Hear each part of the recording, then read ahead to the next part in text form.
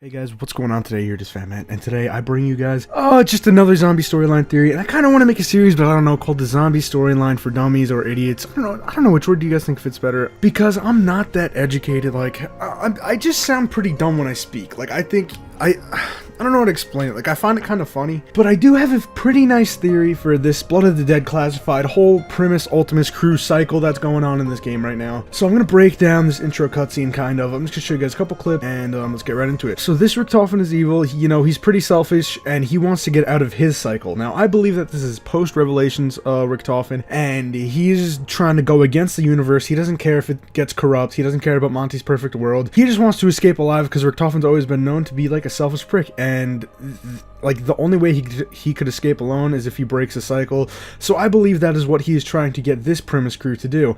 Hence why he gave them the blood vials, because in the end of Revelations, they completely ruined the cycle, and Monty was really pissed because they drank the blood vials, and that made a paradox.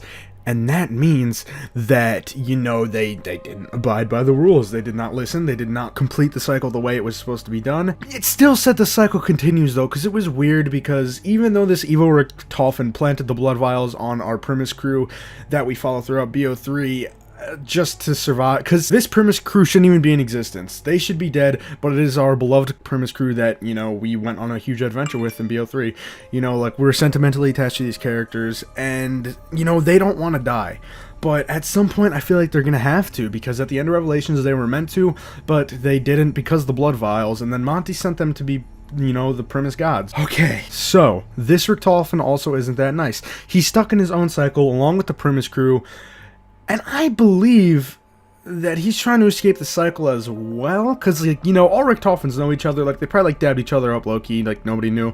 But, this Richtofen will do anything to break the cycle, but the rest of the premise crew, they start to pick up on it throughout Blood of the Dead. You're getting weird quotes. I don't know if I have a clip, but, they're like, oh, this crazy German, and they go back to being stereotypes, and they're like, oh, he's a crazy German, Richtofen's an idiot, whatever, and it's just really, really, really weird. But, you just get quotes playing Blood of the Dead that imply that they don't trust him anymore, and they go back to calling him crazy German and whatnot.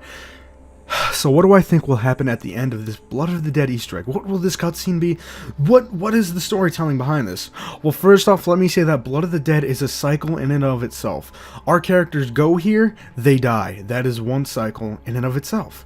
And the premise crew that we saw throughout BO3, I don't know if this is the same one, because, they have a cycle. They have, like, a main cycle, which is Origins to Revelations, then they have a mini cycle at Blood of the Dead. So I think they have to break the Blood of the Dead cycle, but I don't think they're going to be able to, and this is where the story gets really, really confusing, if it's not already. So Premise is going to sacrifice themselves at the end of Blood of the Dead to wake up Victus, so Victus can go complete the cycle by going to Classified and interfering with whatever's going on with the Ultimus crew.